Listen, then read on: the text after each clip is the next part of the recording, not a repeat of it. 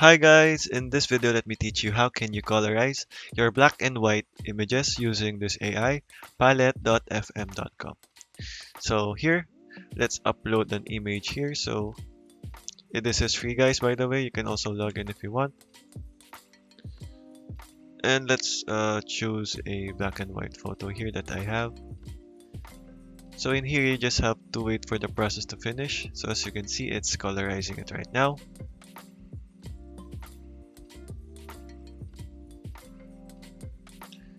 So there guys, as you can see, it's successfully colorized it.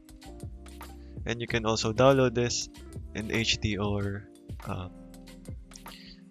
free version, the 408 by 612. For the HD, you can upgrade to their plan here. This will be worth it, guys, because of what they will offer. So you can also change it to a preset here, as you can see, and there.